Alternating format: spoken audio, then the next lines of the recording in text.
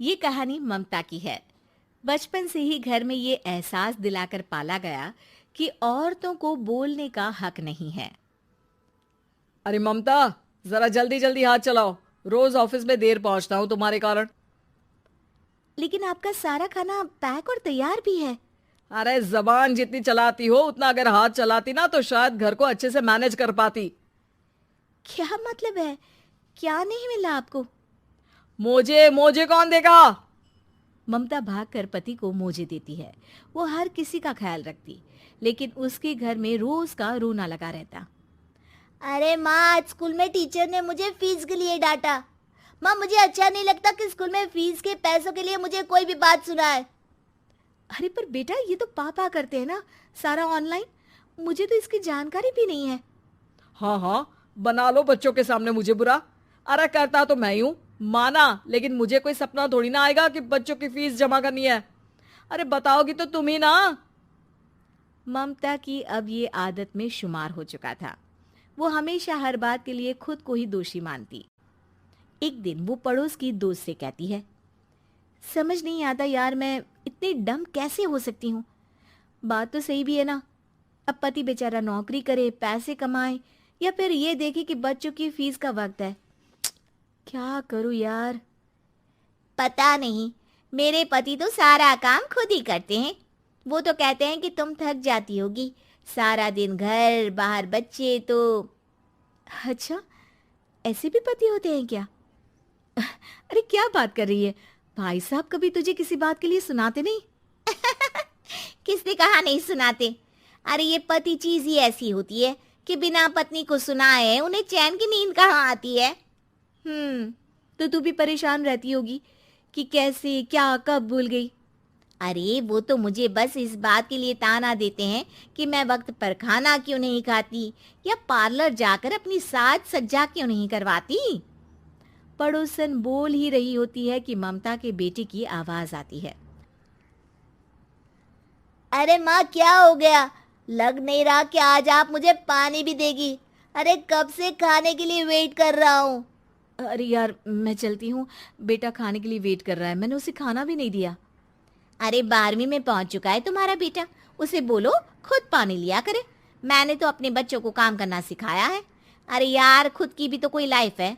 माना जब नहीं कर सकते थे तो किया, लेकिन अब इतने बड़े बच्चों की हर बात मानेंगे तो मुश्किल तो अपने को ही होगी। ममता को पड़ोसन की बात में दम तो लगता है, लेकिन करे क्या, आदत भी तो खुद ही ने डाली थी। ममता घर जाती है कि तभी बेटी आ जाती है। माँ, परसों मुझे एक शादी में जाना है। तेरी वो जो लाल वाली साड़ी है ना, उसे दे देना। मैं आज जाकर टेलर को दे दूंगी, वो उस साड़ी से सूट बना देगा। अरे नहीं नहीं तारा, वो मेरी माँ ने मुझे दी थी और उस साड़ी से मेरी काफ़ी भावनाएं जुड़ी हैं। तुमको ना मैं दूसरी साड़ी दे दूंगी। ओके, कोई बात नहीं, लेकिन आज दे ही देना पक्का। तारा माँ की साड़ी से सूट बनवाकर पार्टी में जाती है, लेकिन जब वो पार्टी से लौटती है, क्या है, मैं तो समझ ही नहीं पा रही हूँ। अरे जब वो साड़ी मांगी थी तो ये छल्ली सी साड़ी क्यों दे दी? मैं ही पागल थी जो इस साड़ी का सूट बनवा लिया मैंने। माँ, जानती भी हो कि कॉलेज में मेरी कितनी हंसी उड़ी। तभी वहां ममता का पति सुनील आ जाता है। अरे गवार औरत, जब बेटी साड़ी मांग रही थी तो दे देती ना। अरे पापा, इनके तो इमोशंस जुड़े थे उस साड़ी से। ममता इतने सब के बाद भी कुछ नहीं बोलती। मेरी बेटी की बेइज्जती हो गई, मैं बिल्कुल बर्दाश्त नहीं कर सकता ये। मैं नहीं चाहता कि मेरी बेटी से कोई भी ज्यादा सुंदर लगे पूरे कॉलेज में। जी, वो पढ़ने में तारा बिल्कुल अच्छी नहीं है, उसकी पढ़ाई पर आप ध्यान दीजिए ना। अच्छा, अब तुम मुझे बताओगी कि मुझे किस पर ध्यान देना और किस पर नहीं। रमेश जैसा ही ये वाक्य पूरा करता है, ममता की बेटी और पति उस पर जोर जोर से हंसते हैं। अरे ठीक है ना, पता ही नहीं चला कि कैसे वक्त इतना बीत गया। अरे कैसे पता चलेगा माँ, हम लोगों के पीछे जो तू बैताल की तरह चिपकी रहती थी, तुझे कैसे वक्त का पता चलता। ममता को पहले सास ससुर, फिर पति और बच्चों की तरफ से इस तरीके की बातें सुनकर उसका मन बहुत दुखी रहता था। एक दिन, सुनो ना, बहुत दिनों से कमर के नीचे बहुत दर्द रहता है। कल मैंने देखा तो एक फोड़ा था। अरे ममता, एक बार अपने पति से बात करो, वो तुम्हारा फोड़ा डॉक्टर को दिखा देंगे। अरे नहीं नहीं, वो तो गुस्सा हो जाएंगे।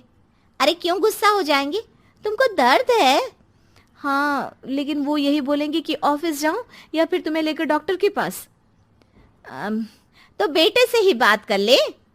अरे वो तो मैं कर लूं, लेकिन फोड़ा है ऐसी जगह कि उसे बताते मुझे शर्म आएगी। लेकिन कुछ ना कुछ तो करना जरूरी है ना। ऐसे कब तक फोड़े के दर्द से तड़पती रहेगी? अब तो सोच रही हूँ कि इनसे बात कर ही लूं, वरना दर्द के मारे कहीं मर ना जाऊं। लेकिन शाम को, ममता, क्या किया तुमने आज? खाने के डिब्बे में कैसा खाना दिया था? दाल खराब हो गई थी। कब की थी? दाल तो मैंने सुबह ही बनाई थी, खराब कैसे हो गई?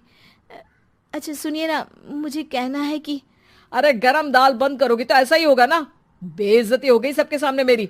ऑफिस वालों ने ऐसा मजाक उड़ाया कि क्या बोलूं। कल से ठीक से खाना देना है तो देना, वरना खाना देना बंद कर देना। बाहर खा लूंगा मैं। ममता, जो पति से अपनी परेशानी बताने वाली थी, वो अब ये सोचने लगती है कि कल से पति को खाने में क्या दे। अगले दिन ममता थकी थकी सी हालत में, आप लोगों के लिए नाश्ता बना दिया है, खाना बनाने की हिम्मत नहीं है आज तो। रात भर सोकर थक गई है ना, इसीलिए तो खाना नहीं बना सकती।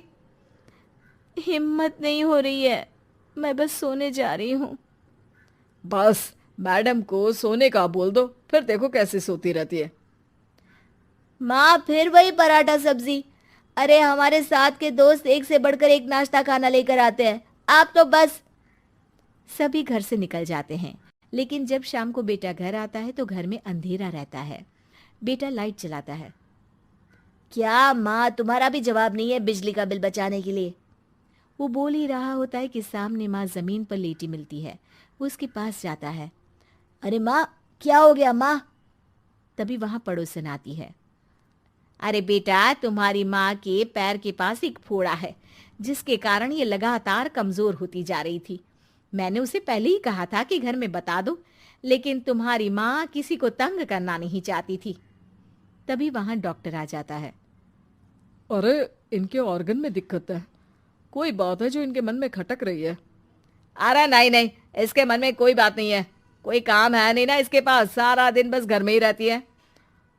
देखिए, मैं तो ये नहीं जानता, लेकिन हाँ, इनके मन में हमेशा कोई बात रह जाती होगी, इसीलिए उनकी ये हालत है। अगर आप समय से नहीं ले आते तो हो सकता था कि। अरे नहीं नहीं डॉक्टर साहब, हम पूरी कोशिश करेंगे कि वो ठीक हो जाए। हम लोगों ने अपनी ही परेशानी माँ के सामने रखी, लेकिन किसी ने माँ की दिक्कत को जानने की कोशिश तक नहीं की।